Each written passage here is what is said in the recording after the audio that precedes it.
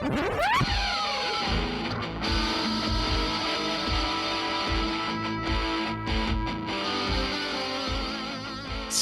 the globe to bring you the constant variety of art. It's Annie Decamp and the Tenant Podcast. I'm Todd Pearson, coming to you from the 40 West Arts District in Lakewood, Colorado. And joining me from his studio on the Road of Enchantment, you know him as quite possibly the most interesting man in the world, the one and only Wes Brown. Oh my God, Todd, I just flew in from Pierre, South Dakota. My arms are so tired. Well, it's partly true. I did drive in 2.5 hours from Pierre, and I am tired, but I sat on my butt the whole time. So driving. At least it's a nice drive from It Pierre. is a beautiful drive. Yeah. And I was kicking it at 80. So we were it's rare that you see, or that I've seen, I don't know, you've probably driven it more than I have, I'm sure, that you see any kind of like state troopers or police or whatever on that. Oh, they're road. out there. They're out there, especially during summertime, rally time. Yeah, they're out there. But you can almost set your clock by them, as far as where, maybe not your clock. You pretty much know where they're going to be at. There's certain spots that, like if you're going west and you pull into Box Elder, slow the hell down, because it goes from 80 to 65 and they're always there waiting for those people that are like 80. They're always pulling somebody over. Huh? Have you been pulled over there? No. I haven't been pulled over in a long time, knock on wood. I typically don't, haul ass. I'll do like, if it's 75, I'll do 77. If it's 55, I'll do 57. So I'm always like 3 over, 2 over, but not a bunch over.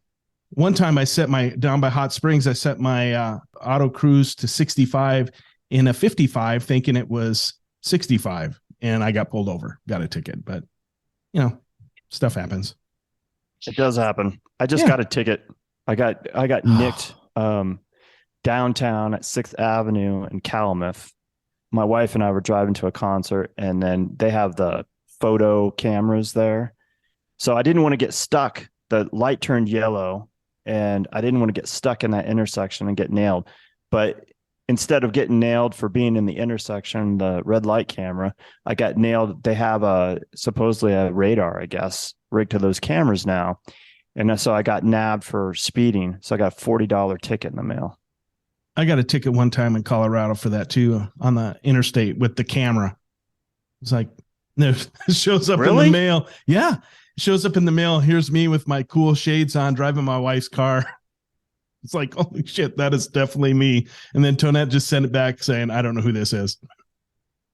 There's ways around it, but I just went ahead and paid it. Yeah, that's the right thing to do, I guess. But not really. Yeah. I don't think it's fair that you get nabbed by some. I think it's baloney, but whatever. I did get nailed in that same intersection, but that was a few years ago. That one I did blow off because we had a friend that worked for Denver PD. And he said, yeah, I never pay those. I just throw them in the trash. Good. He's like, they're not going to come out to your house and like serve you with a ticket or anything they're like that. They're not going to do a bench warrant for you?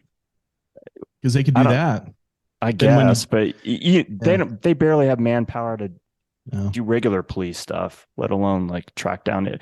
They can't even ticket the people that are running around with expired registration from pre-pandemic. So, but I did pay my ticket.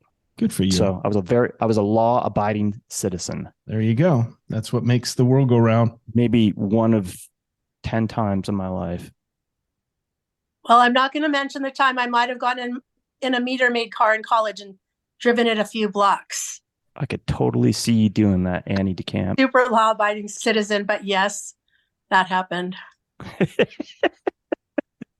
Well, the beautiful angelic voice that you're hearing at the beginning of the podcast and right there with that little story is our guest, one of our favorite people. She is making her second appearance on Tenet, her first being back in April of 2021. You can catch her on episode 75.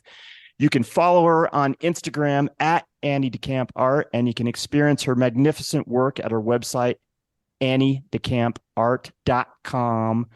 Welcome back to the program, the ninth wonder of the world, our beloved friend, Annie Decamp.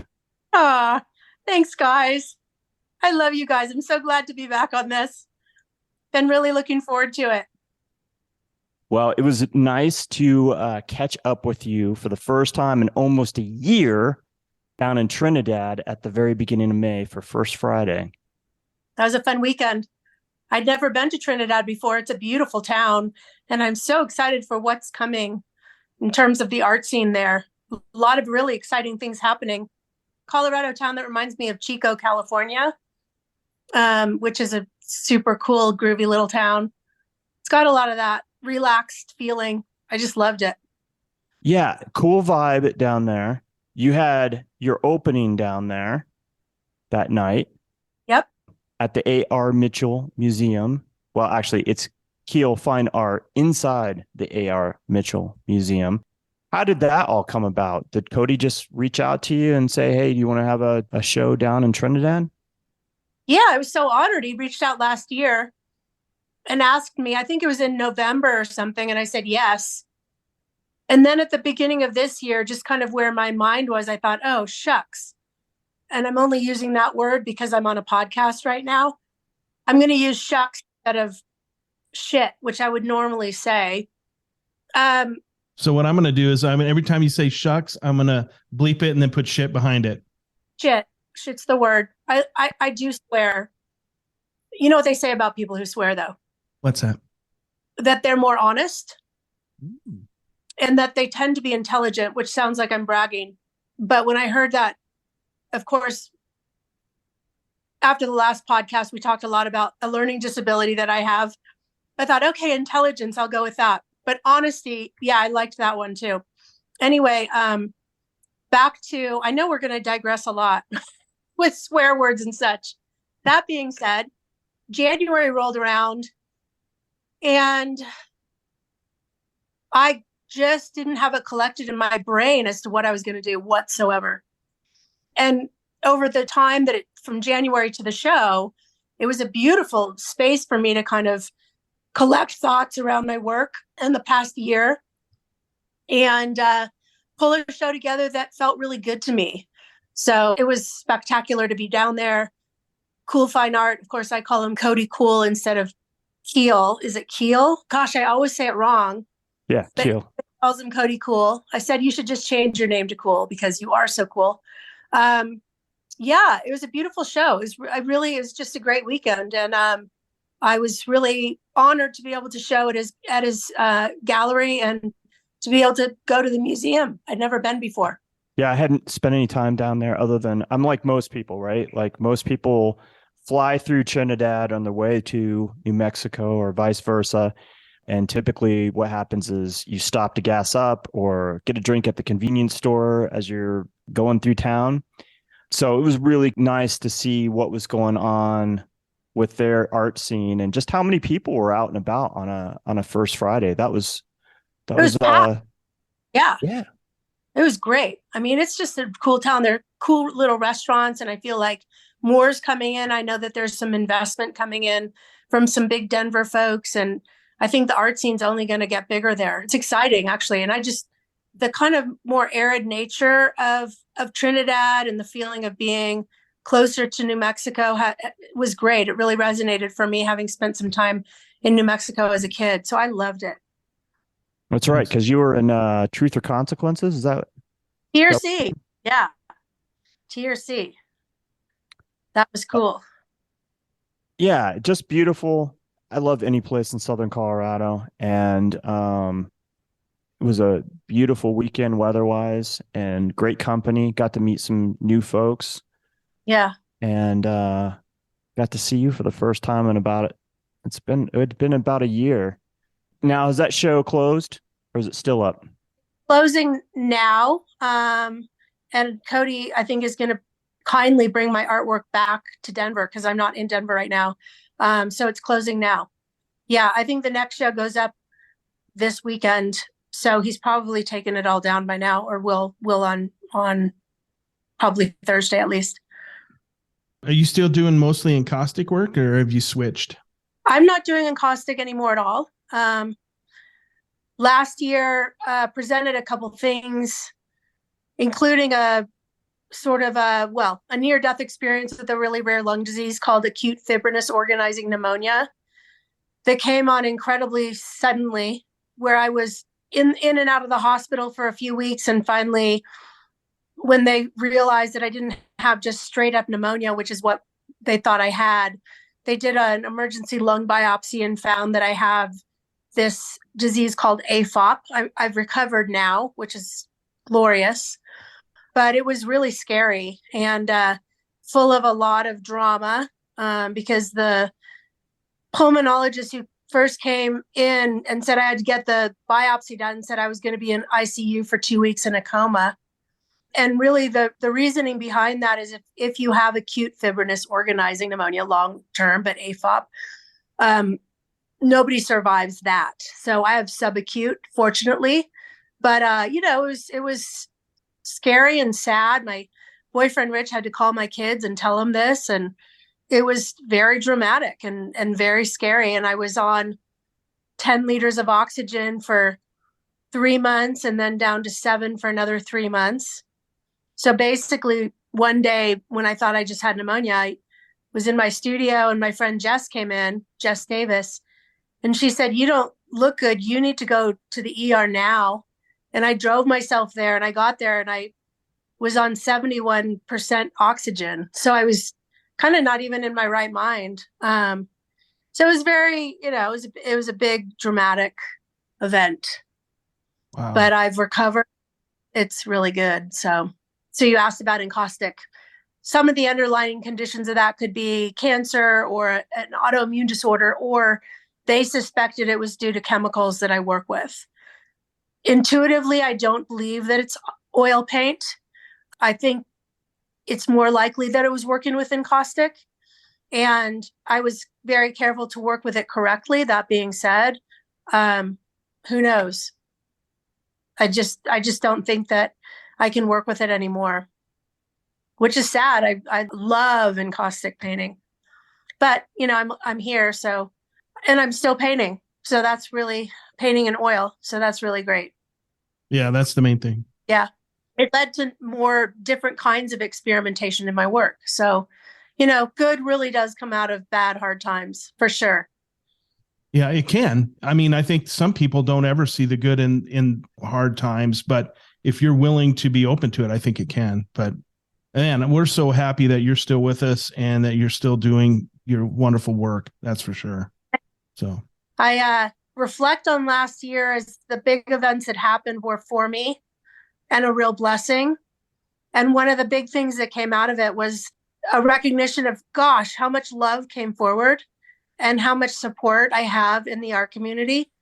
It was incredible. I had visitors. I'd sit on the front porch a lot. I had a lot of visitors come, and it was incredible to have that much love around me. So I am truly very blessed. And I still get to make art. So that's great. So you're staying away from encaustic. Now, encaustic can be toxic. Is that true? Yeah. If it heats up to over 200 degrees, it can be very toxic. And there are certain chemicals that you absolutely don't want to mix with encaustic paints because that's deadly encaustic, or deadly to the encaustic artist.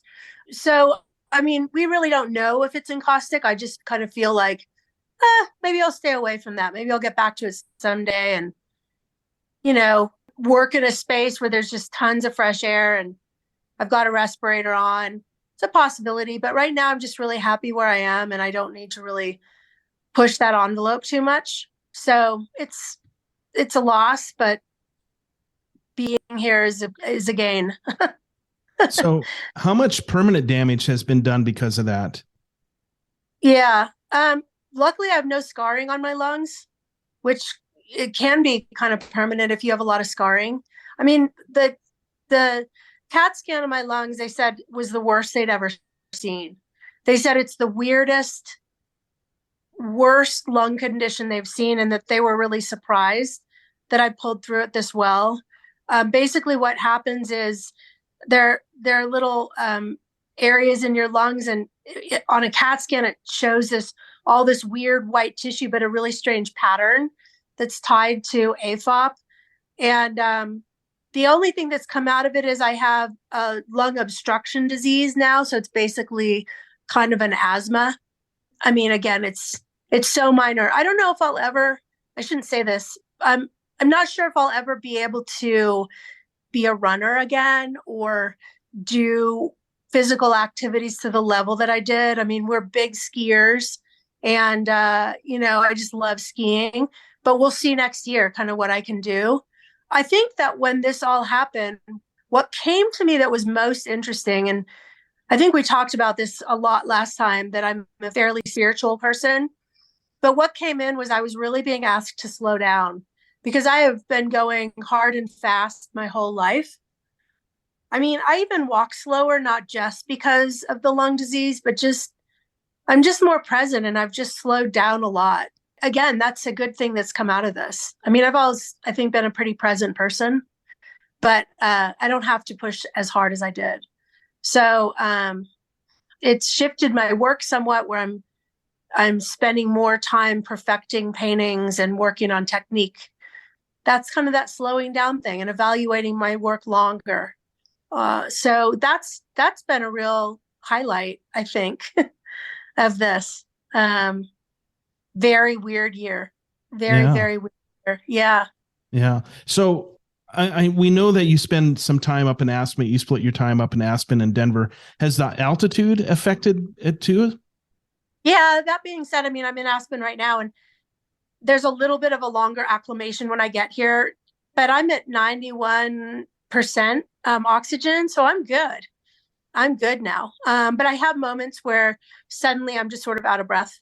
But who isn't up here, So there's some big hikes that we used to do, and I'm going to attempt to do a couple of them this year, but I'm going to kind of work up to it. But yeah, for sure. I think it affects a lot of people. I mean, I don't get sick when I get here or anything like that. I can just kind of tell the difference. Sure. Well, you got to work a little harder, I suppose, to breathe, because you're working instead at 97, you're at 91. So I don't know what that, because I've been up there and I mean, I've been to like Pikes Peak and felt elevation sickness and just being just parking. So. Yeah. And just degrees you really notice just a few degrees, how different that can feel, I don't really know what I was at before I got sick. So I don't know if I was at 98 or 100 in Denver, but I am where I am now. And I'm living and breathing. Yeah. And laughing, loving and all that. So it's all, it's, I don't know, a lot good has come out of that. Yeah. I know when we talked to you last time, and we were still in the pandemic, that you had COVID pretty bad. Did they say anything in relationship to the fact that you had COVID pretty bad, that maybe that was a factor in all this? Well, I had COVID pneumonia and I was sick for 2 weeks, and they said there's no tie. And, it took them a really long time to diagnose AFOP, a long time. I mean, it took 2 to 3 weeks before they even knew that I really had that. And then I went to a specialist at National Jewish, and he said, I'm not even sure you really have AFOP. It could be this other thing. And we have this meeting with all these pulmonary specialists tomorrow. And I guess my doctor at Kaiser said that they debated it for about 2 hours, just trying to really discern what I have. So I don't know whether they really know if it was tied to COVID or not, or if what they call it is an assault or an injury to the lung. That could have started back then and could have been kind of working up to this for, a year and a half. And then it just, who knows? I mean, I don't think anybody really knows. And that was the really hard and frustrating part, when you're sick and they don't know really what it is and they can't really determine it. That's really frustrating. So I don't know. I mean, I didn't really buy it when they said it wasn't tied to COVID, but I'll give them that. I mean, I guess at the end of the day, my doctor and I said it doesn't really matter what I have or how it started as long as I'm getting better. And the prednisone, I was put on 60 milligrams of prednisone for, oh my gosh, 8 or 9 months. I mean, that's a lot of prednisone to be on. And finally, we got to wean me off of that.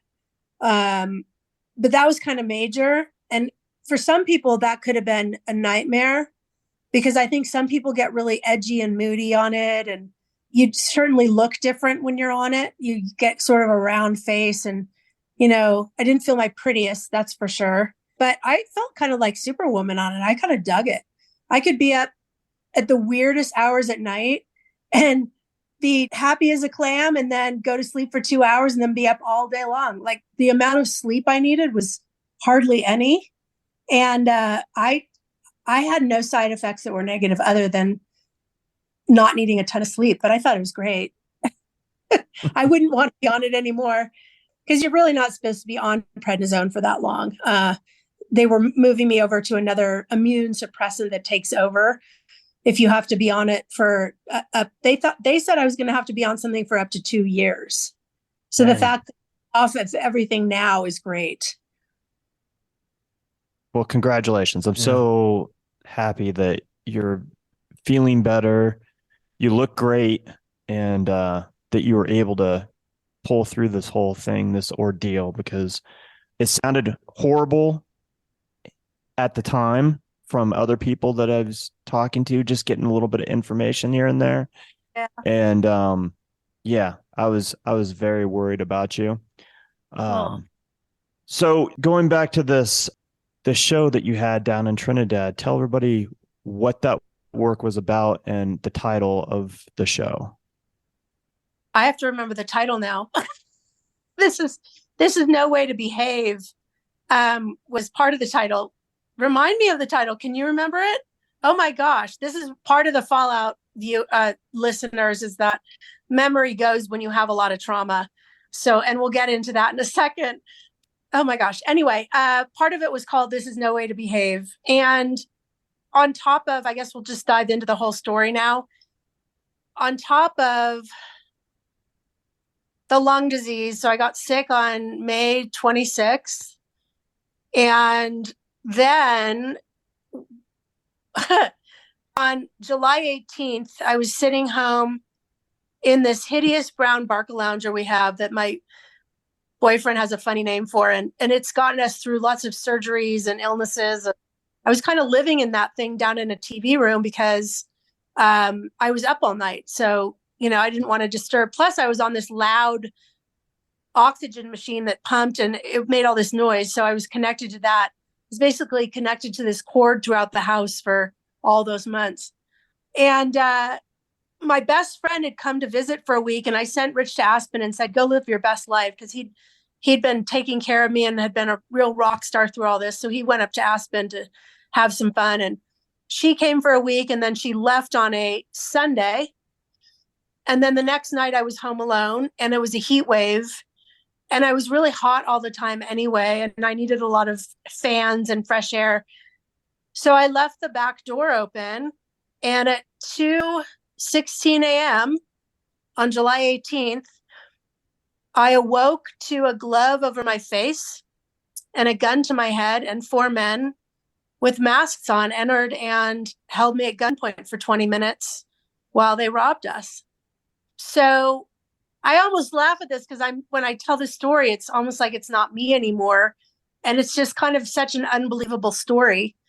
And I remember when this happened, what really occurred to me was, and this is kind of the emotional part of it all, but what it meant for my family and friends to learn that this had just happened on top of the illness. I mean, I think when traumatic things happen, it's easy to sit around and go, oh my God, all this trauma is happening to me. Well, anyone who loves you is taking on that kind of trauma too, especially if they feel that they couldn't be there or do anything about it. My friend Carolyn cried more than I did and said I should have been there. And I said, yeah, no, nobody should have been there but me and my bulldog, Major Tom, because I was able to and learned that I stay very calm under that kind of pressure. These were for 18 and 19-year-olds that were they weren't on drugs, but they were sort of jacked up and excited. And I needed to kind of keep it really calm. So getting back to the show, when I gave a talk at Trinidad at the school down there, I talked about, and this is what the show was about, the artwork that ensued after I started to get better and back in the studio that either looked at the trauma or away from the trauma in terms of the work that I was making. And so going back to your question about Cody reaching out to me about the show in January, I thought, I'm a bundle of nerves because I've been suffering PTSD and I'm much better now. But was sort of less clear and a little confused about what I had been making and why. And I needed to kind of look at that and explore, what is this all about? So the talk was really about the events of last year and the body of work that came out of it. And I will come up with the title, I promise. It was called "This Is No Way to Behave. Please Act Accordingly." Thank you. Thank you. Yeah, I mean, anyone who's gone through major trauma will know that one of the things that takes a hit is your memory. It's coming back, but it's not at its very sharpest. It was obviously about the home invasion, but the body of work had to do with all of that trauma lumped together, which seemed like many times last year that it was just more than one could endure.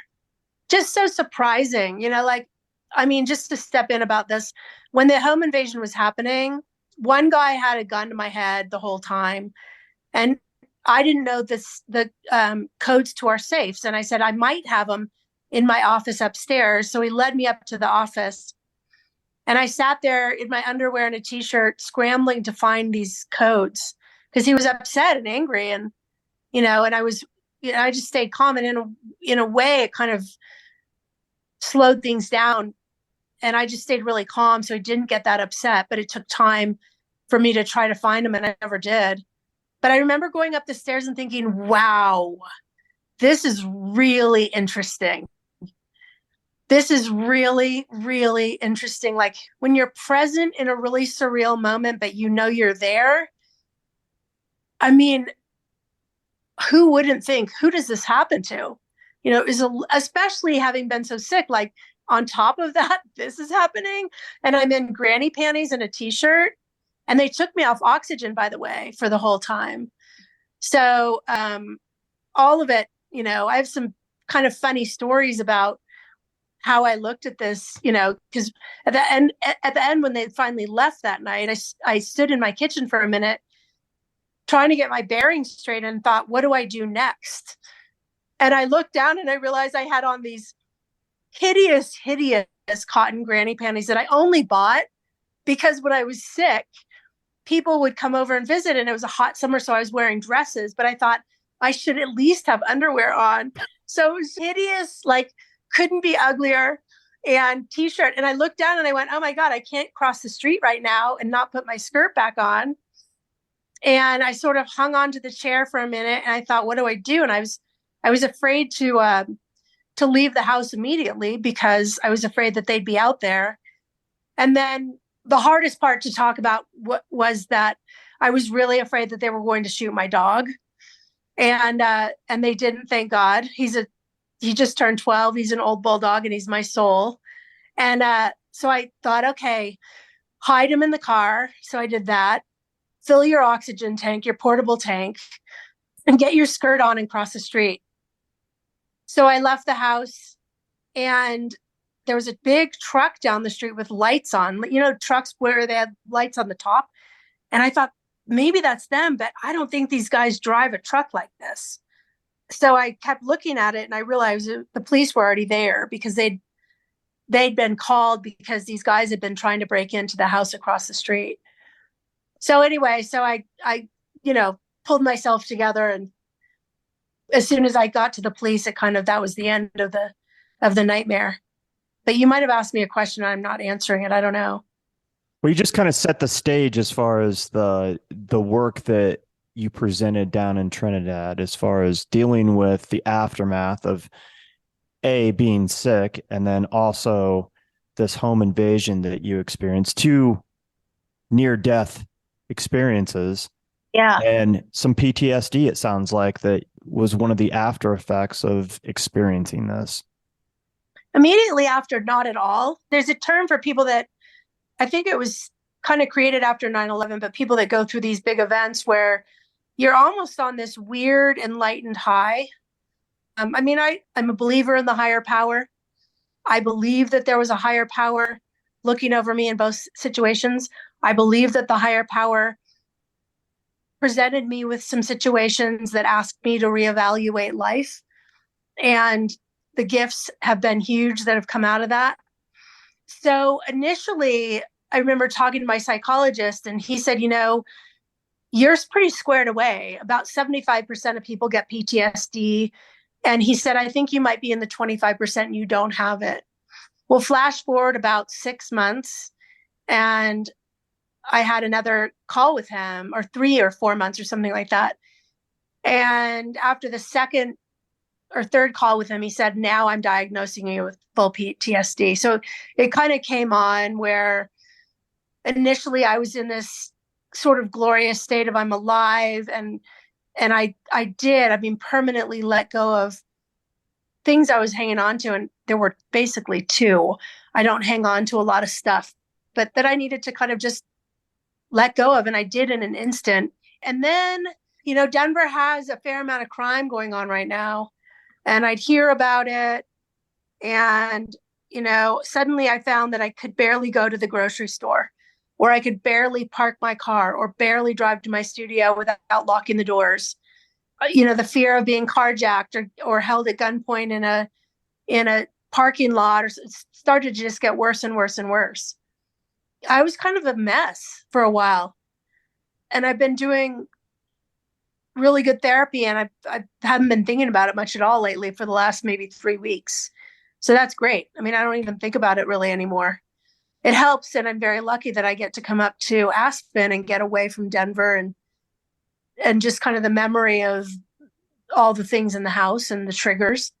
But yeah, so my work sort of evolved through that period, starting with when I got to go back to painting, and then through the time of PTSD, where I sort of needed to look away from some of my regular subject matter, and then beyond that. And I can get into that with you too.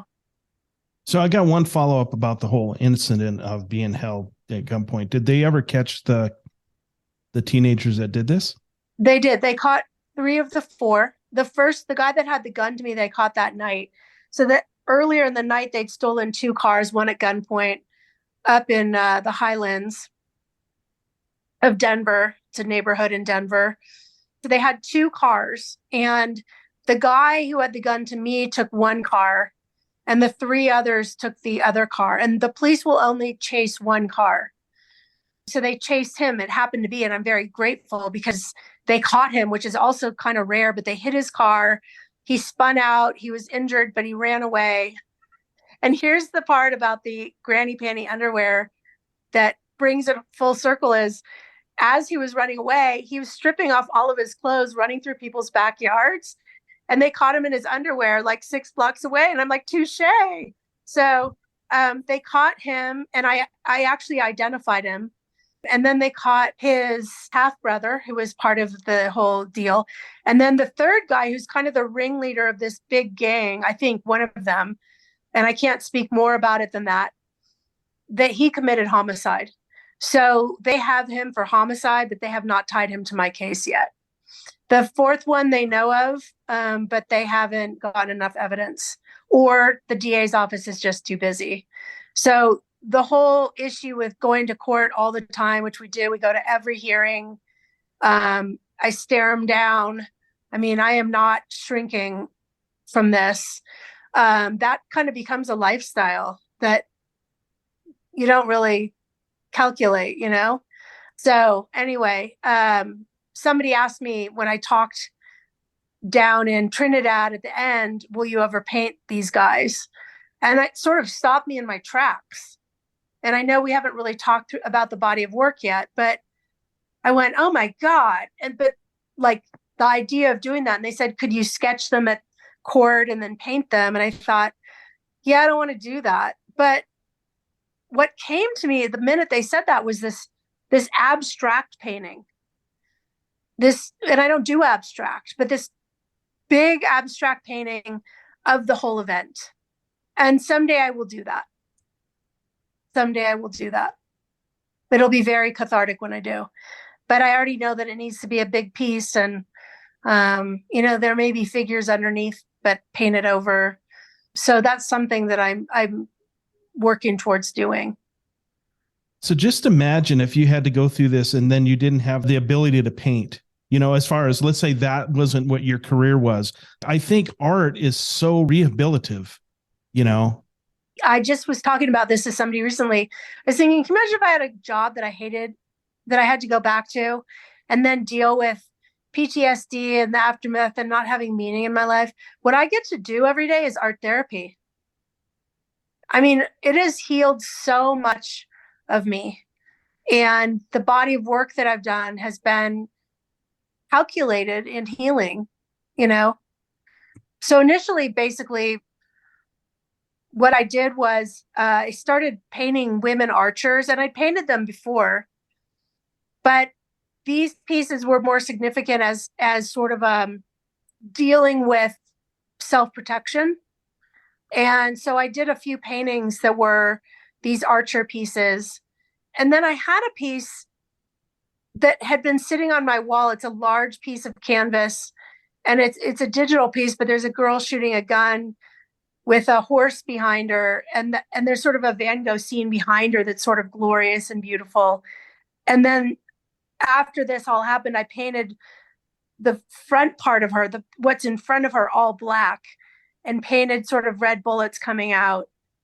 And that was a really cathartic thing, which is interesting because I sat on that piece forever because I really liked it. But I thought, where am I going with this? And I always think, oh my gosh, that's just been waiting for me to have this event and come back and make it what it became. So that was really an interesting thing. One thing that happened started not mainly that I didn't want to paint figures for a while. I just couldn't get that intimate and look at faces. And that just felt way too much. And a good friend of mine, Anushka, owns a couple of beautiful stores in Denver called Bloom. And it's both a florist, but also a home decor store that carries a lot of art. And she said, do some florals for my shop. And I got really into florals and still lifes. And that was so healing. And still lifes in particular.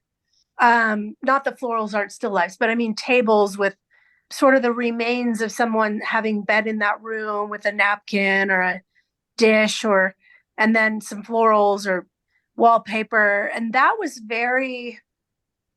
it was very much like how I originally painted in encaustic. It's very detailed and slow and measured and meditative. And so I really, for the most of the fall, I did that. And I really love that body of work. And I don't know that I ever would have really picked it up had I not gone through this. So now I'm bringing figures back into some of those kind of still life paintings. Yeah, so I've kind of come full circle. And then I got into some figurative work right before the show that was just really looking at vulnerability in general. So as figures, and I kind of got on the line of painting a lot of male figures in drag, in corsets or wearing a wig with nails painted. And I just thought, now for me, which doesn't mean that, and I have a couple friends that are drag queens and I haven't asked them, for me, that seems like a very brave and vulnerable thing to do. To be a man like this piece here, to be a man who's obviously masculine with a mustache and then wear a corset seems vulnerable. Or at least I could paint it in a way where you could feel some sense of vulnerability in their glance or their eyes or something like that. So I got into doing a series of these male figures, which I love doing. So that was it was a weird body of work for this show. Todd, don't you think it was a kind of a weird eclectic mix? But I guess if you knew the story, it made sense. Yeah. Without hearing the story beforehand. I thought it seemed very eclectic, but I overheard you talking with another patron about the work, and I was like, oh, okay. And then we got to talk a little bit later, and I got to hear the whole story. And at the moment, I would just want to say that I didn't realize that when you were talking about a home invasion, I thought you were speaking kind of like metaphorically about what had happened with this lung disease. And so my wife was asking about it, and I said, I don't I don't know about this home invasion thing. I think she's speaking metaphorically. And then later on, when we had a chance, and after the gallery had closed down and we had a chance to sit around and eat and kind of talk, I was like, oh, you really were part of a home invasion and all this. And then it felt like I needed to go back, and I kind of wandered a little bit the next day through there, and I could kind of see a little bit, what was going on. But at the moment, it seemed very eclectic, and I was just curious. It would have been actually nice to stand there, and we can do this right now too, but stand there with you and talk a little bit more about the work. But I didn't want to take your time when you were talking to people that were experiencing your painting for the first time. Yeah, I mean, this show does not go without the story behind it. I mean, it would just be too discombobulated, but it was so healing. In fact, when I gave the talk about it, at the very end, I said, I feel like I just published a book and this is a publishing party. And then I'm closing the chapter. And then the guy asked me if I was going to paint the perpetrators. And I went, I guess I have another chapter to do. This is a year of work of trauma. And that's really what it is. And I am, again, I mean, I just reiterate that I'm so lucky that I get to do this as a job, and to really heal through this really intense year. I still paint with great joy. I don't carry a lot of sadness. There's definitely grieving that goes on that's hard to explain. And if you go through trauma therapy, you kind of learn why and what it is you're grieving, because you carry thoughts that aren't helpful and that aren't reality about a situation like a home invasion. For example, one of my feelings was of guilt. And one of them was that I felt guilty that I might have, and the illness too, but that I might have died and left my children motherless at too young of an age. Or that the home invaders would have killed Major Tom, my dog, and I wouldn't have been able to protect him. So there's all this digging through these emotions that you carry that you're not really in control of. And until you break them down and look at them, you realize how really utterly unhelpful and ridiculous they are. So when I wasn't getting therapy, I was kind of working through this on my own through painting. The one thing I will say that came to me one time is that experiences like this are very lonely. You're not just alone. They're really lonely experiences. I mean, when you're the only one in the house with these 4 dudes, much bigger than you, and they all have guns, and it's very lonely. And then you have all these people that love you that can only imagine what it was like. And you just feel terrible for them. And so all of these huge emotions were just running through my veins, and the paintings just came out of that. I'm not laughing as much in this one as the last. Well, this is heavy stuff. This is heavy stuff. You're laughing now. I mean, it's nice that you can still laugh, because for some people, this would have been so debilitating and paralyzing. They might never come back from it, right? I think that for some people that could be the case. I do. I don't laugh any less than I did before. And I probably cried a lot more in the last year than I have in recent years. But there's no less joy. And I will tell you, and it's very important for me to state this, I have never, through any of this, felt like a victim. Good. Ever. I was victimized. That's a very different thing than being a victim. So I just don't look at myself that way at all. Well, you're a very strong and amazing person, because most people wouldn't be calm in that situation. Most people would fall apart. I think I just look at you and the paintings of vulnerability, almost like I was just like, I wonder, because you seem, the archer is like you, like you're so strong and going through this and coming out the other end. And obviously we're so thankful that you're still here, and it went, I don't even know how to say it. I'm just glad everything came like it is, that I can't even say this. I'm glad you're here, and Thank we you. love you. And man, I'm glad I have a lot more to do, a lot more love to give it to the world. I mean, you get pretty clear on what you can take with you if you go. And it's one thing. There's one thing you get to take. And that's just the love you have for a fellow man and your close people. And there's just nothing else. And when you get stripped down to that, it's like the metaphor. And I've painted some nudes in the last year, which I hadn't done before. But the metaphor is you're just stripped down to your naked self. I think my painting's gotten better since all this. I feel like I see more clearly and I'm more self-assured. And that's a great thing, because I think as an artist, I mean, it's so frustrating when you feel like you're not better than you want to be. I think there's a confidence that comes out of almost dying or being killed that's like, you can't beat me. I'm here. Ironically, where a lot of things scare me, like going to a gas station, I'm scared kind of nothing else. Like those incidences scare me, but what people think of my work, what people think of me, just it doesn't even register anymore. And I don't think I was ever in the last, decade, certainly very insecure, but yeah, that's kind of a freeing thing that happens.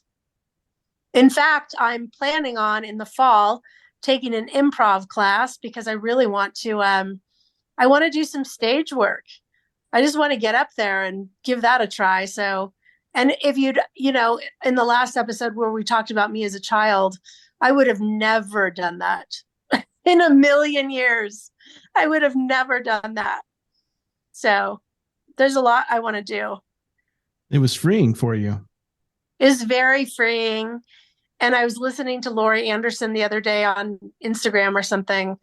It was an old interview of her, and she was talking about how, she in the early days say she was a mixed media artist, and people were like, what's that? But, she acted, she sang, she made art, she did she explored so much stuff. And it's freed me to want to do a lot more than just paint. Yeah, that's amazing. You're an amazing woman, Annie. Amazing. Nice of you to say. Tenant wants to acknowledge our media sponsor, New Magazine. That's NUE. You can follow both the national and the Denver edition of New Magazine on Instagram. The national edition can be found at new_magazine, and the Denver edition at new_Denver_magazine. And I want to share with you something very exciting. Check out the newly launched New Denver Gallery Guide. Look for the signage that says New Denver Gallery Guide that has a QR code. Scan it with your phone, and you have instant access to a comprehensive digital guide to Denver's finest galleries and exhibitions. Find this QR code in your favorite gallery, hotel, or coffee shop as you visit and explore Denver. Thanks for listening. I'm Annie Decamp, the ninth wonder of the world, and you're listening to Tenant Podcast. So you had this show down in Trinidad. You did this whole body of work kind of around this whole experience that you've had. Where do you see the work going from here? Are you kind of on a path? Because you said that when I saw you down in Trinidad that you felt like you did the work you needed to do to kind of like talk about this experience you had, and now you were done with it, or at least at the time you felt you were done with it, and that you were moving forward. And I don't think you really spelled out what kind of direction you were headed. Yeah, I think it's kind of like that feeling, like I was saying, that, I can imagine if you wrote a novel and you published it, that for a while you just kind of sit around and go, I'm going to keep writing some pages of things, but I'm not going to jump right into my next book. That I closed a chapter artistically and I continue to paint, but I think I'm really focused now on just increasing my skill set. So maybe studying with some other artists. There's some things I'd like to apply to some of my figurative work. I'm experimenting with structure in some of it, but I'm not really thinking about like what's the next phase per se. And it's also show season in summer, so I can kind of, in a way, although I don't, rest on my laurels a little bit because I have, as you know, I'm pretty productive. I've got a lot of work, so I have no fucking idea what I'm doing next. But I'm gonna just wake up every day and do what I always do and paint, and enjoy. So prior to this, when you were going from one body of work to the other, did you know, or is this kind of naturally how you go anyway? It just kind of builds on itself. Yeah. I mean, I think we talked about, I go down a lot of rabbit holes and I obsess over, now I'm painting vulnerable men. And then that led me into wanting to paint young men that are on the runway in these outrageous clothes and wigs. Or I look at like a Louis Vuitton ad and there's a boy sitting there in a wig. And I'm kind of fascinated by that and the beauty of that. So now I'm doing those, and those are just fun to paint. Men in wigs, that's a really fun theme. It's fun to do. Gosh, yeah, I don't know. Like my rabbit holes, I move from one to another pretty fast, maybe too fast, which is the reminder to slow down and not be in such a hurry again, So that's not lost on me. But I don't really know. I don't know. Maybe I'll know tomorrow. Well, as we've been talking, I've been pulling up various images from that show you just had down in Trinidad. But I also see like some interesting stuff going on that it definitely feels like you, but it feels like a different direction. And I'm going to pull up a piece right now and have you kind of talk about it. And you also you had a piece that and I'll pull that piece up too, that you just posted today that I thought was really interesting. But this piece here, talk a little bit about this. Yeah. Actually, I really like these last two pieces I did. There's kind of her counterpart, a man who's very masculine, and then she's quite feminine. I went back to this reductive style of painting that I've learned from Michael Dowling and that I use a lot. And I start a lot of paintings this way. I don't always leave them very raw. But then I was looking at other work by even some of the old masters where they brought in some contemporary lines. And so I was trying to sort of, in a way, create unusual lines and blockage in these figures. And it's a really interesting way to study. And I do that using the squeegee. There's sort of there's an obvious abstraction you can see from the squeegee work, but then to bring in some kind of counterpoint lines or gestural lines that point to facial structure in particular. So an example of that would be if you look at his lower right jaw, where it's obviously a very square jaw, and you think of the male as having this square jaw. And then I added kind of another line to just mark that in a really obvious way. This is kind of a direction I'm really interested in exploring and going more with. That's kind of something that I'm studying recently, and I'm really happy with these pieces. You should be. They're really beautiful. I love them. And before you mentioned anything about Michael Dowling, I was going to ask if you'd been hanging out with him very much, because I see some of the stuff that he does, and here, this is very much feels like your work, but I feel like there's that influence. And I know you guys are close friends and we're studio mates. And I just felt that in these particularly these two couple pieces. Yeah, absolutely. He influences my work a lot. I think that he has this incredible drawing skill where he can create just a few lines that are super simple to convey a mouth, for example, where I might push it more. And that's where you'll see the difference between our work. But I've also been looking at the sketchbook by Gustav Klimt and some of his sketches. And I'm really curious about some of the line work he brings in to his sketches. So that might be where you see some difference between Michael's work and mine, even though we're using the same approach. It's, are interesting. I mean, when you look at any artist, they have very specific lines. I mean, Van Gogh, probably my all-time favorite artist, but I look at a lot of his florals and I love his use of black lines in his florals on a petal or, surrounding a part of the painting. And that's very much Van Gogh's thing. And so I'm playing with these sort of distinct lines that again are talking about or emphasizing the structure of the figure. I'm trying to do that and playing with that. And maybe that's just kind of a learning technique. I don't know. But at the end of the day, I like how it's coming out. I agree. The approach may be that you're obviously creating work, but it might be an exercise or a study, but these are magnificent, Thank you. Yeah, I mean, I think that all artists probably do that, all artists are studying all the time what they're working on. I would think so. But then I don't know if it's the hope is, but then I think one starts to develop, especially as they mature as an artist, their own pattern of line making that makes it very much them.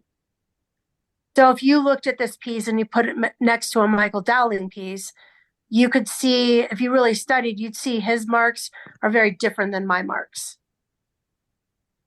Even if the piece has similarities. So if we did a side-by-side piece, we'd have different line work and marks. For sure. This definitely feels like some of the other work that I've seen of yours, from a couple years back when we first, met you and we talked with you. And definitely this feels very much like you. But at the same time, I guess because of the palette and because I know you guys are friends, it felt like there was a little bit of a sharing a little bit. And I could see maybe a little bit of influence from him being your friend. And obviously you guys teach classes and stuff together. Maybe it had infiltrated into your work a little bit. But again, the mark making, the lines and the technique, very much the work that I've already experienced. So definitely wouldn't mistake this for anybody else's work, but I don't know. This piece is exquisite that we're looking at right now. Thanks. And actually, I'm looking at it, sometimes you step away and I'm looking at it, I'm thinking, wow, she's kind of the broken me in a way, the broken part that's healing. Yeah. I mean, that just kind of struck me. It is so beautiful, Annie. Thank you. I love that piece. So are you you're still in process with this particular one? No, she's done. Okay. She's done. I'm not doing much more with these guys. Oftentimes Michael or I will do a piece like this and then we'll bring in some pigment to the cheeks and lips and highlight some whites. But these, the rawness of them, the nakedness of them is really satisfying. Yeah, I think so too. I love the fact that she's broken, but she still eludes strength even though she's broken. And I just love this piece. I think it's fantastic. Thank you. Actually, as I look at her, and again, it's always interesting to step back and look at your work in another context. It's almost like that was my demeanor during the home invasion. So I was breathing out and just being as calm as I could be. And so that just struck me. Not that I intended to do that at all. I mean, she's a totally different figure, but interesting nonetheless. So is this Love painting for sale, or is this something that you're holding on to? Shut up, Wes Brown. They're all for sale. There's a couple. Wes is fishing. He's fishing. I know he is. I got a nice know, wall right? right here. Just a glass of tequila. Oh man. I jokingly say that, but I swear to God, every single time Wes and I glom onto something, it's just like, I'll come into his house next time, and there that piece will be on his wall, or next time we podcast. Oh man, yeah, I love this piece. It may be my favorite piece I've ever seen of yours. I mean, I love a lot of your stuff, but that piece is like magnificent. Oh, thank you very much. And then I'm gonna pull up this other piece that you just posted like really hours ago. I'm loving this piece. Yeah. So are you still working on this, or is this well, finished? I'm laughing because did you guys ever watch that SNL skit with the those sisters that sing on the Lawrence Welk show and they have tiny doll hands? Yeah. I hadn't thought about that in forever. I know. You know that one? And I'm Judy. And she's got like this weird bad hair. Oh, man. So the reason why I'm saying that is because common amongst many painters, when you start out, you tend to make the hands way too small. So when I first started painting, I made them like that. A hand is the size of your face. So if you put your hand over your face, that's how big a hand is. And most people don't see them that way. So I started out doing hands too small, and then I got into making them too big. And my boyfriend, Rich, is always like, the hand's too big. But I'm like, now I'm kind of into the big hands, or not caring if the hands are all the same size or whatever, because I'm looking at this and the hand up front is too big. You know, there's some things I'm seeing structurally with this that are really a mess, but at the same time, I like it, and I'm aware of that, and I could paint it smaller. I think the thing Michael and I have often talked about as a painter is, if you do something on purpose, or you're aware that it's a mistake and you could fix it, that's different than if you are constantly not understanding the figure. Does that make sense? Yep. So I'm aware that the hands are really kind of weird, but then I'm the person that kind of likes the weird. So I don't know. I don't know if I'm done yet, but I really like this a lot. It's called Sisters. Yeah, fantastic piece. I don't know if I'm done. I kind of want to leave the hands as is, except that on the lower left, I need to get her arm isn't reading below the hand. So it looks like she's got a tiny doll wrist, and I'll fix that. So there are things, and I could do that with one line, which is really, I love that too about art, is sometimes you don't have to actually go back and repaint that. You could just make one mark and it'll make sense to the viewer. Do you know what I mean? Yeah. And that's fun. That's really fun to do. Yeah, there's some things I like to fix on this that when we get off the phone, since it's still wet, I will go do that, but not a lot. But I like this piece as well. Yeah, I love to see where you're going, and you never cease to amaze me or surprise me. So, well, I just get up in the morning and try something. Yeah, we touched on that a little bit in the first episode that we did with you.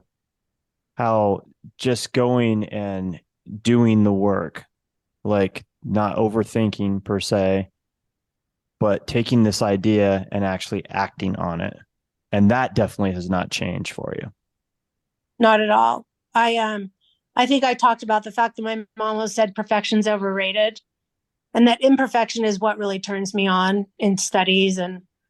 But again, it's that thing where, great painters can do imperfect work, but they can also do perfect work. Like behind that is their ability to do a perfect figure. and there's some sense of pride, I think, around knowing that that was your endeavor, that you could do it perfectly. But yes, I don't know if that makes any sense, but perfection is kind of boring. And again, I think I said this last time, that when people see art, I think that when they see imperfection in things, that is a very important connection for them to see in themselves, that they also get to be imperfect. That is a very beautiful thing. I mean, I don't even know if perfection is like, I guess scientists could say that there's perfection, but I don't even think it's a real thing. So, but imperfection is. For sure. And I think you're right. I don't think there is such a thing as perfection per se, you know? No.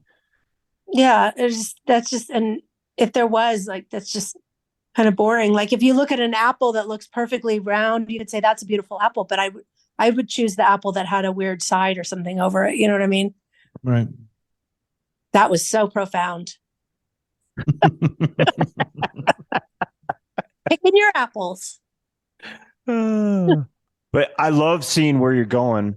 It'll be curious to see, like, 3, 6, 9 months, a year from now, like, what this work is looking like, you know, seeing that evolution. Yeah. I'm curious too.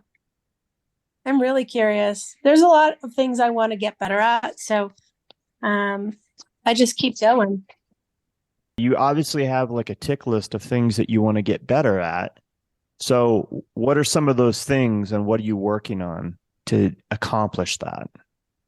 So currently I'm practicing working with a palette knife and using really thick paint.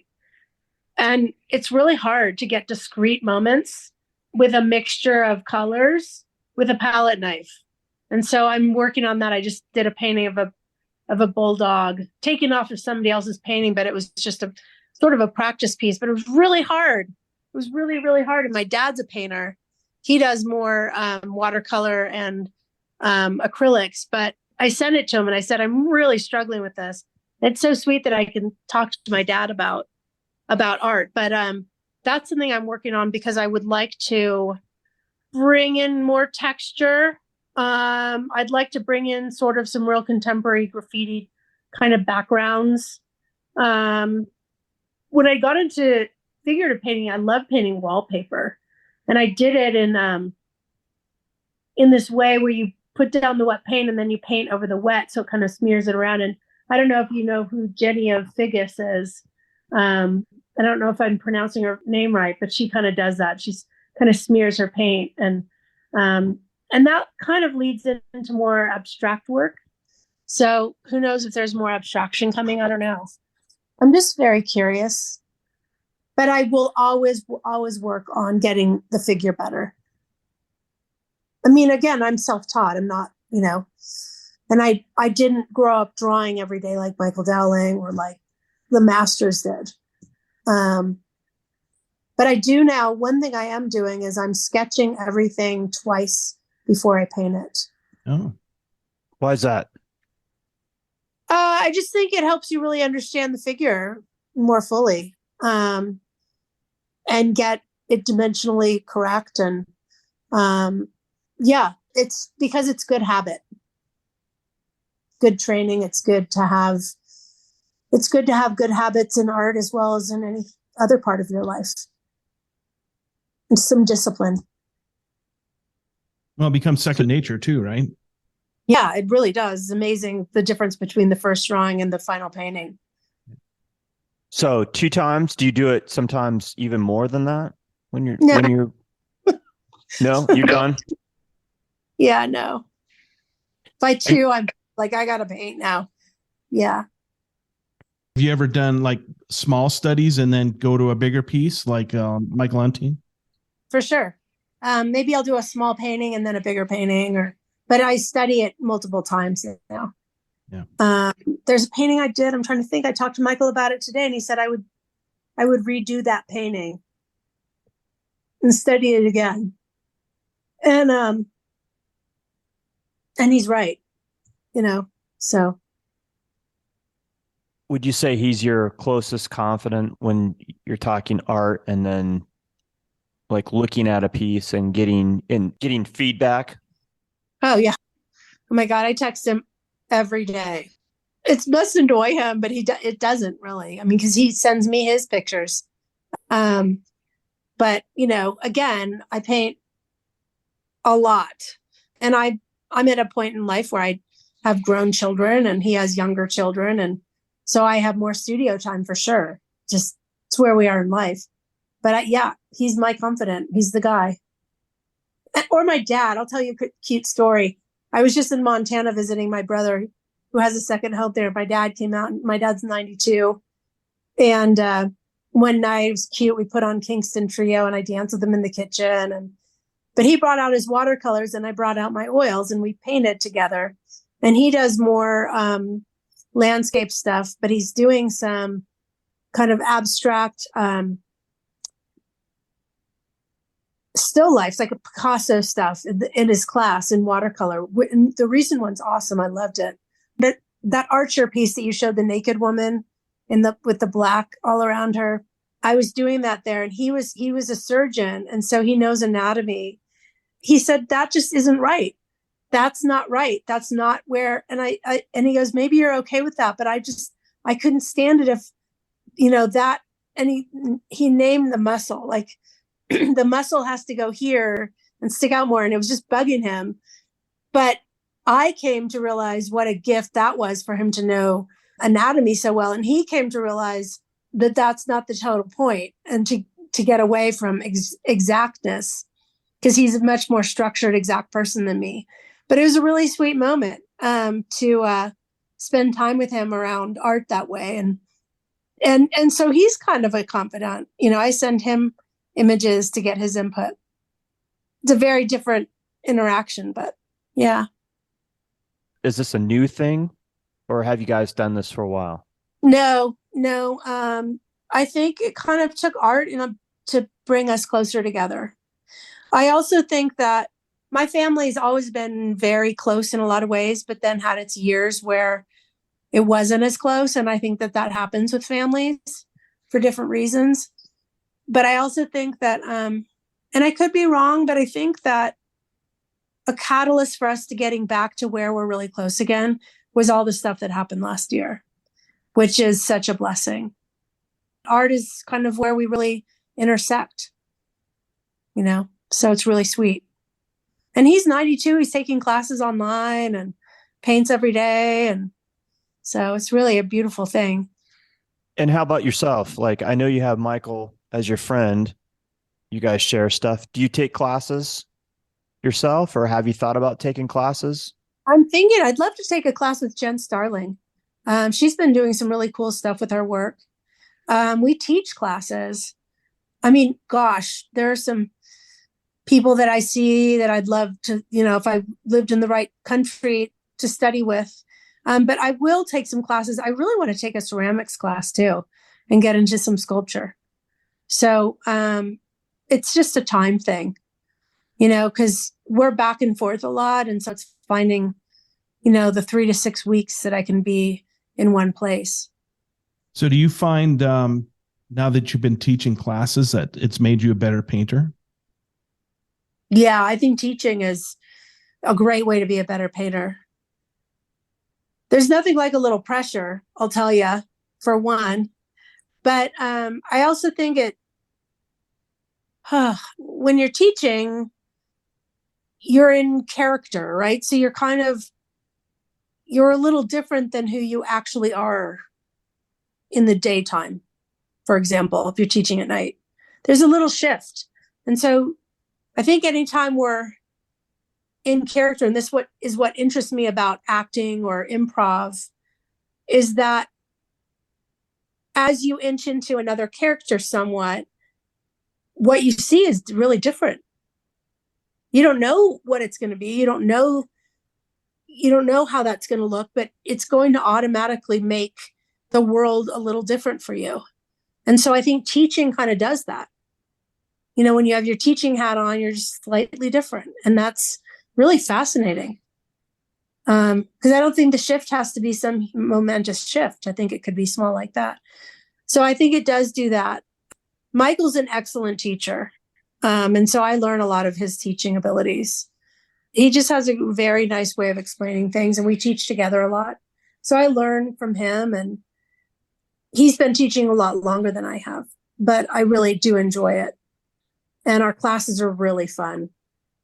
I bet they are. I can't even imagine. People come and they're kind of a big coffee clutch, and there's no pressure, but people end up making this great work and doing things that they didn't think that they could do. And they get great input, and, they can't wait for the next class. So usually we'll structure like 3 Wednesdays a month, and then we'll have people that'll say, can we come next week? And then the next. And so they kind of turn into drop-ins, but they're usually Wednesday nights, and we serve charcuterie and wine, and we put on music, and people do their thing, and they kind of work through their life problems. And it's a lot more than just an art class. They're just great.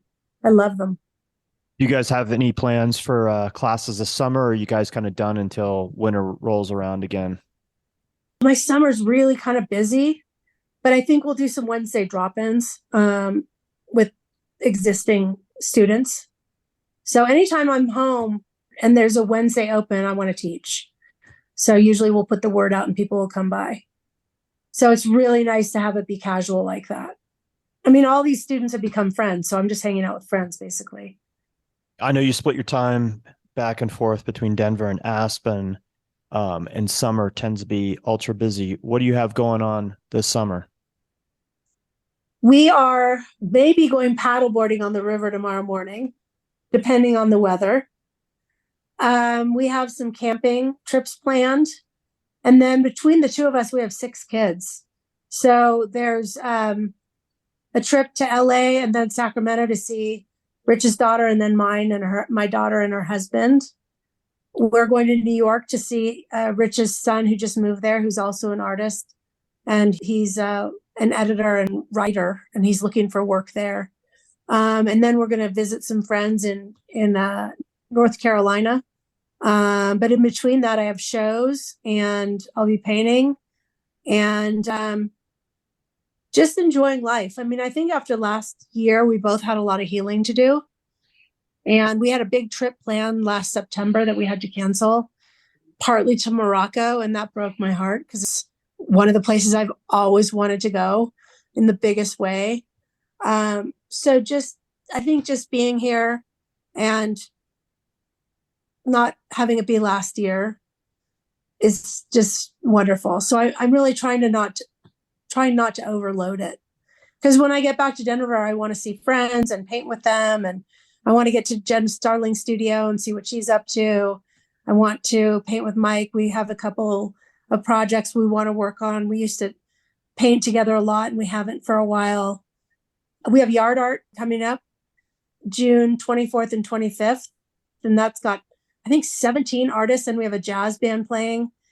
A friend of mine runs a school called New Cottage Arts, and it's a music and arts school for children. I used to teach there, and he was a Juilliard pianist.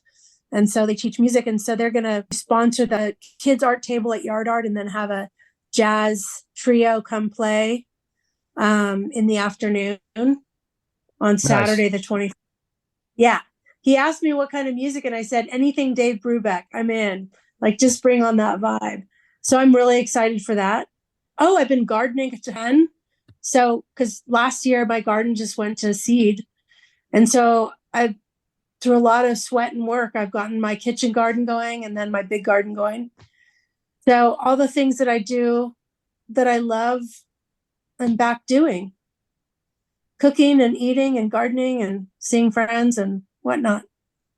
So are you going to do multiple yard art events this year, or is it kind of up in the air?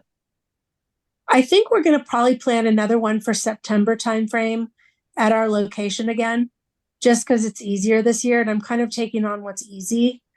And then I'm doing a show in the Highlands the weekend before our yard art. And that is the Highlands Art Show, art fair. Highlands Art Festival? Yes. It's kind of I think it's the second season. And a bunch of friends from Bridge are doing that. And then I'm just trying to not take on as much. That's hard for me, you know. It is and it isn't. It's like really nice to go, oh, I just don't have to take on as much. I mean, when I was doing, 6 yard arts a summer, that's a lot. It's a lot of work. So Are you taking on any commission work? yes, I'm working on a couple of commissions now, and I love taking on commissions. Well, I should preface that. I love taking on some commissions, and I've gotten wise in my time as to who I will work with and what I'll take on. Well, you and I talked about having you doing a commission for me. So I'd love to. Well, for you, I'll happily do it. Okay. Yeah. Yeah. Commissions are wonderful. Especially when I'm familiar with the person and they're familiar with my work. They're tricky when a person has an idea of what they want and they like your work, but what they want is something that's not like your work. I mean, that's hard to navigate. So, yeah. So always willing to do that. And, yeah. So Highlands Art Festival, that's June 10th and 11th. Yard Art, that's happening 24th and 25th of June, and maybe a later yard art date later in the fall or late summer. Any other shows that you have coming up between now and then? Nope. I'm kind of just cruising on through right now. I'm just painting and not taking on that much this year. Next year, maybe more. I just didn't sign up. I just went, don't want to. So I'm not gonna, even though I should be. I mean, I kind of got to a place after all of last year, really believing that the universe will deliver in its own way. I'll get a commission, and I won't do all those shows. Those shows are very exhausting, hot, and right now a little bit triggering to be in big crowds. So I'm just going to not take on as much. See where I get next year. Well, it sounds like you have a jam-packed summer, even without doing multiple art events between the travel and what you do have on your plate at the moment. So good for you. I think you deserve it. You need to take that time for yourself and, just kind of Cadillac a little bit. And that Cadillac for you, that would be most people's, that would be the maximum energy that most people could expand. But for you, you're dialing it back a little bit. I am dialing and I think that's good. Enjoying time with friends and, just slowing it down. Digging in the dirt, planting seeds, gardening, growing vegetables, painting. Oh, I'm going to redo my studio, my other studio behind our home. So I'm going to redo that and set that up so I can paint there as well as at my other studio. That'll be a good summer project. Very cool. Hey, since last time we talked to you, which was, as I mentioned before, during the pandemic, have you changed anything or done anything differently in your business and your business model? Yes. Well, particularly last year. So I had this goal to spend a day a week on my business. So website, enter my receipts, look at the books, just do it more frequently. And then all went to hell in a handbasket last year. So this year I'm really looking more at kind of my budget and the finances and taking on some new marketing tools. So I switched platforms for my website. I was on Shopify and now I'm on art storefronts. And I've been looking at them for years, but basically they help sell a lot more art online. And it's something I need to sit down and kind of focus on. In fact, tomorrow's slated for that, where I get that sorted out and more artwork uploaded. But it's got some really cool technology where people can go online and they can take a painting and hang it on their wall with some technology using their camera or place it in a room so that it helps them buy art online more. And I'm hoping that that'll be just better for my followers and viewers and collectors. and help sell art. So those are new. I mean, last year nothing was new, but this year, yeah, those are the new things. Yeah, we haven't really talked to anybody that uses Art Storefront. They're always on me to like have a conversation with them, check them out and stuff. So I'll be curious to see how that all shakes out for you. This sounds like Yeah. is really recent that you jumped on board with them. Just a couple months ago. And what's interesting is normally I'd have it all dialed in by now. And something shifted in me now where I'm like, I can do it tomorrow. That's so unlike me. You know, it's so unlike me to say that. And I just keep kind of going, I'll get to it. I'd rather paint. So I'm just letting all of this flow. Because for whatever reason, I'm just still in a recovery zone. You know, nobody gets to tell you how long it takes to recover. Only one knows. But I'm definitely in a phase of recovery from last year in a lot of ways. And so if I need to let something fall by the wayside, that's not a top priority, although it kind of is, but then I'm just flowing, just doing that right now. I think we talked a lot about in the last episode, sort of based on who I was as a child and things I overcame, that I've been pretty hard on myself as a person. And I just don't feel like being that hard on myself right now, or maybe ever.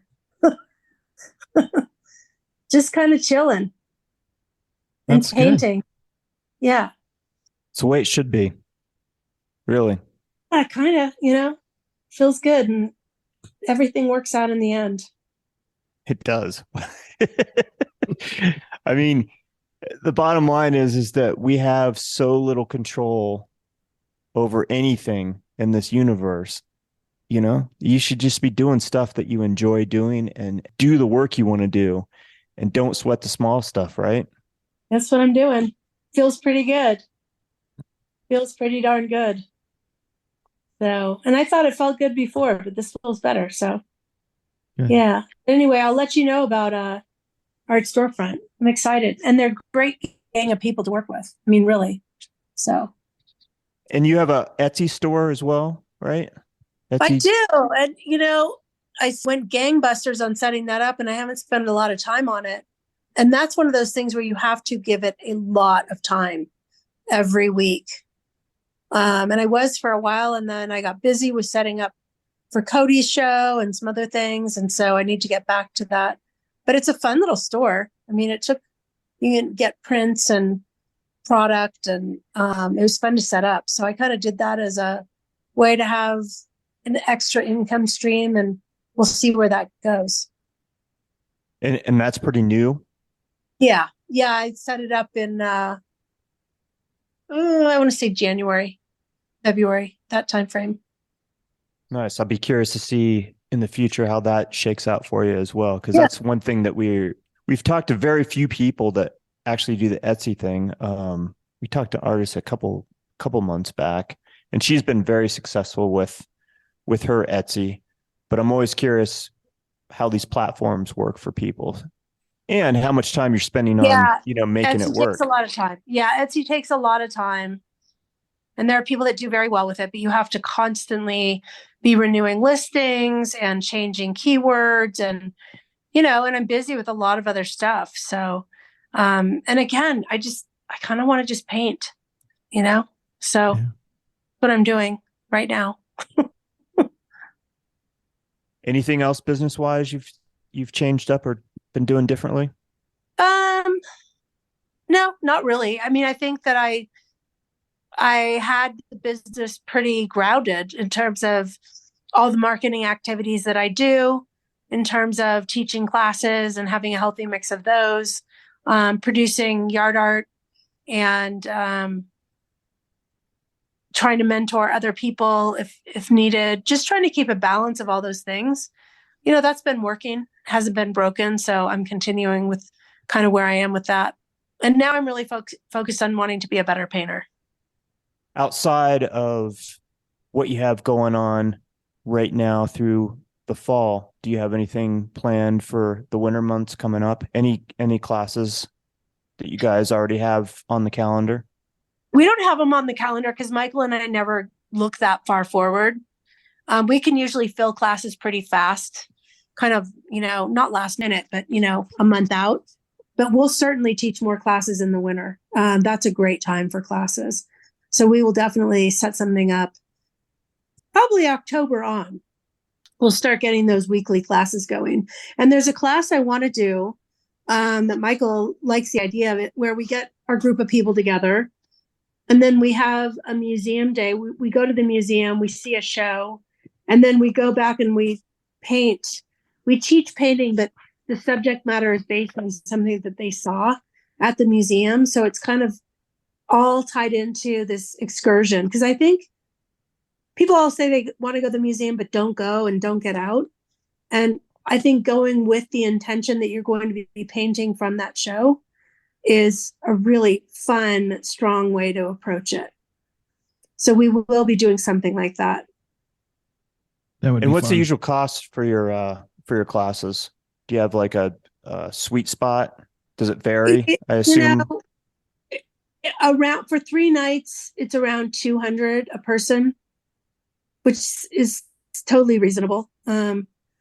Yeah, so that's about right. And what will you get in those 3 nights? In those 3 nights, what we'll do is the current class we're teaching is traditional drawing and painting. So we start with sketching something 3 to 11 times, and then we work on wood panels and we draw that subject. The first night we start with everybody's working off the same subject based on some painting by a master, and then we all sketch that out.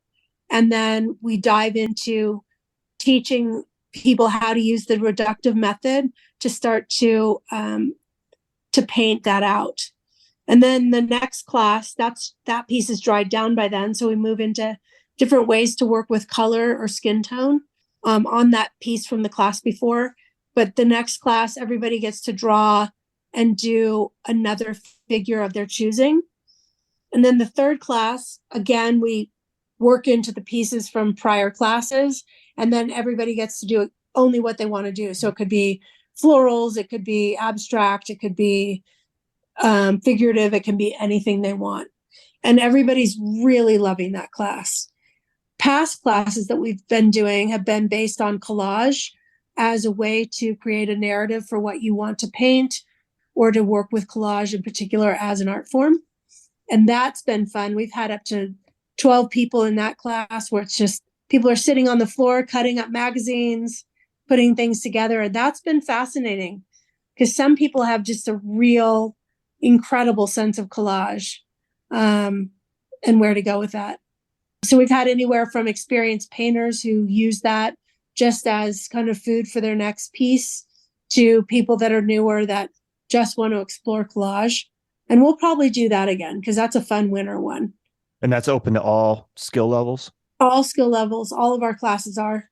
And It's incredible. We have people that come in that have never painted before, that have strong drawing skills and pick right up. So. Well, sounds fun. Yeah, they are fun. They're really fun. Anything else you want to talk about this evening, Annie, or promote, or you're looking forward to that we didn't talk about? No. Annie, it's been great having you. It's great seeing you. I'm so glad, you've come to the other side of what a horrible year that was. And I'm just amazed at how strong a woman you are, and beautiful person. And I love you. You know that. Back at you guys. Thank you so much for hosting me and letting me tell my crazy story. It's a way to heal, and hopefully it's interesting to others. If not, oh well. It was so nice to spend a little time with you down in Trinidad and see you and reconnect. Like I said, it'd been, you've been going through a lot of stuff, and it'd been almost a year since we really had seen each other face to face. So glad that you're healthy and feeling better again, that you made it through all these ordeals. And it's always just a joy to spend time with you. You always brighten my day. Likewise, you guys. And let's not let another year go by. I agree. So I'll kind of keep my ears and eyes open next time you're in town. I'll make a point of meeting up with you, either at the studio or somewhere else. So, all right. Thank you so much. Check out Annie's work at her website, anniedecampart.com, and follow her on Instagram at Annie Decamp Art. And don't forget to follow Yard Art on Instagram at Yard Art Contemporary. The next Yard Art event takes place June 24th and 25th from 10 to 5 at 100 Gaylord Street here in Denver, Colorado. You can also find Annie and a bunch of other amazing artists that you probably know if you're in the Denver area and know the scene at the Highlands Art Festival, June 10th and 11th. As usual, look for all this and more in this week's episode notes. For the Tenet Podcast, I'm Todd Pearson. And I'm Wes Brown. Have a great week.